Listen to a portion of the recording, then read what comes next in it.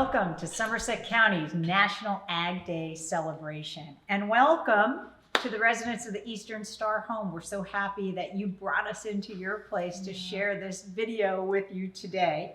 My name is Melanie Morano. I'm the Deputy Director at Somerset County Board of Commissioners, and I'm here with my fellow Commissioner, Paul Drake. How's everybody doing? Beautiful day. And Laura DePrato. She's a member of our Agricultural Development Board, and she's also the owner of Final Touch Plantscaping. Connecting people and plants. Yes. And that's what we're going to do today. Yep. Connect people with plants. And we're going to be working with some bulbs today, right, Laura? We are.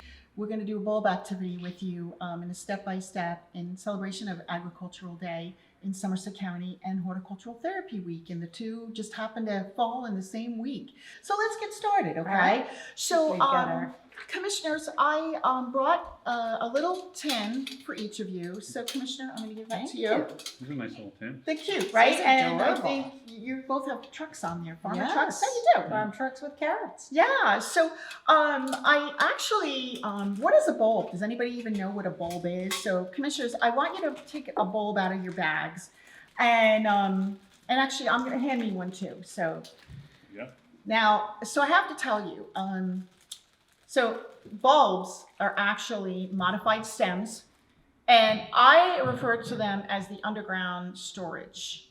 Why? Because they store everything that it needs, its energy to produce stem and ultimately beautiful tulip flowers within this modified stem. And we're holding in our hands the roots. You see the white spaghetti, almost angel hair like spaghetti, Sure. right? And so we know that the bottom is actually in the palm of our hands, and the top is the green shoot that's already presented itself through the top of the bulb. And it's kind of cool to see this in its form so that you can see what the bottom and the top is. And I say, when all else fails, just put the bulb in sideways and it'll still right itself, which is really kind of cool. So we're going to force your tulip bulbs, okay? And how are we going to do that? So first thing we are already doing is holding it in the palm of our hand. What does it feel like? Feels like a chicken. It has a little weight to it, right? Yeah. It does have a little bit of weight to it.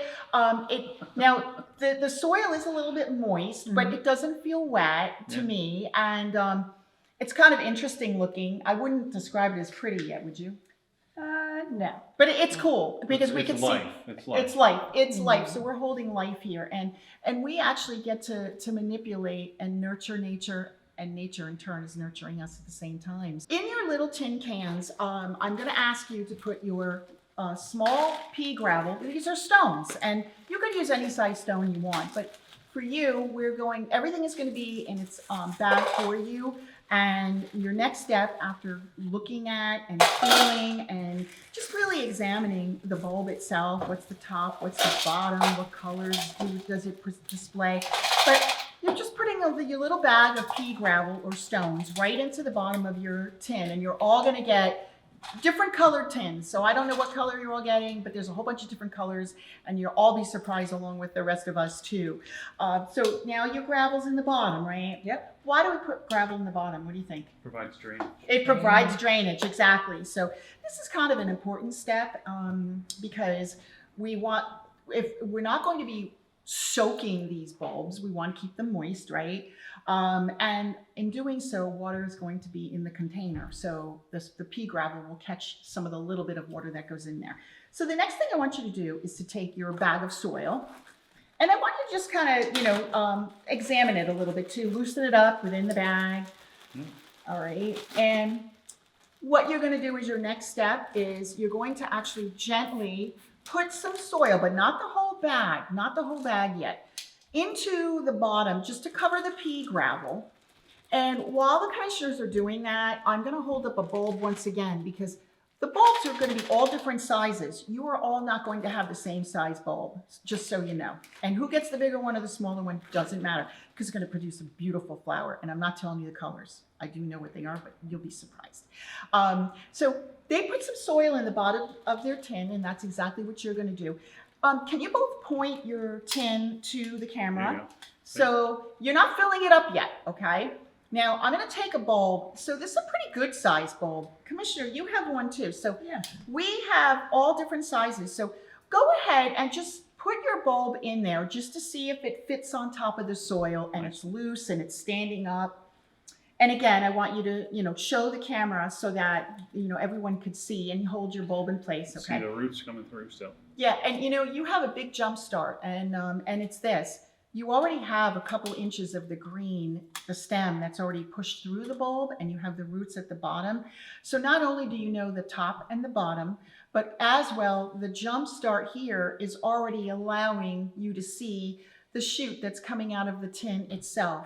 And so with that, now you can both go ahead and add some more soil and do it at your own pace. You can use your fingers. You can use a little teaspoon, if you wish. I know they certainly have them at Eastern Star. Any kind of a little spoon or even a measuring scooper, so that you can take your time and just put soil, the right amount of soil in at your own pace and your own amount, okay? The one thing you want to ensure is that the soil isn't falling and spilling over the top, okay? So just as you two are doing. And you're, kind of using the bag as a tool, which you can do as well.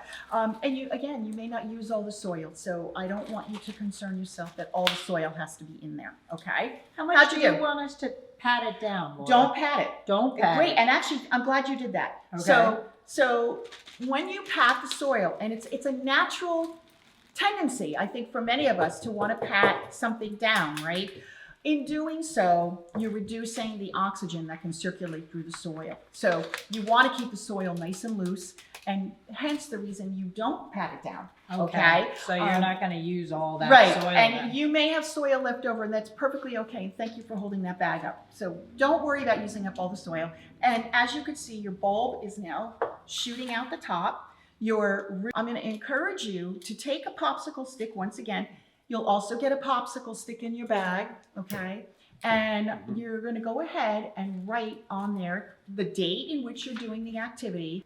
And whatever that date is for you when you're doing the activity, that's the date you write. So now you can anticipate that your bucket containing your tulip bulb is going to be placed anywhere in your room, whether it's on a nightstand, a windowsill, somewhere where it's going to receive just natural light. This energy is now being put out, and this bulb has already got wonderful jump start, so you don't have to worry about how much sun this is going to get at this time, because it's already been jump started for you, and that natural light in your room is a wonderful environment for it. So have you ever grown tulip bulbs and forced them indoors? Well, not forced indoors, but I've just taken the dry bulbs and put them in the ground. Okay. Usually do that in the fall before, so they're ready for the spring. And that's exactly what would happen for all of you when your flower is done. So when your flower has bloomed, and you'll start to see the blades and the leaves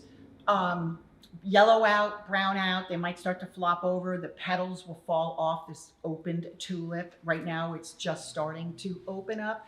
So in doing so, then what you do is don't throw the bulb away. And we encourage you to maybe put all your bulbs together, and then they get wrapped in newspaper and they get put in a dark, cool place, and then they go in the ground in the fall. So maybe somewhere around the property at Eastern Star Home, and we'd be happy to come back and maybe do something else with you where we can get your bulbs in the ground, or maybe along some beds, or even in your own beautiful garden that you have on the property too. So, so you've now just planted, and you await the bloom, the growth and the bloom to come with your tulips. Terrific. Right? And so there you go. So you're forcing tulips Beautiful. Indoors. And again, I just, you could do this together. And however you want to do it as residents, whether you're in a group or you're going to do it with a loved one who's visiting you. And, stay tuned, because you're going to be getting your bags delivered with all the goodies in it all the materials that we just used, including your steps. And, happy planting, happy spring, and happy Agricultural Day and Horticultural Therapy Week.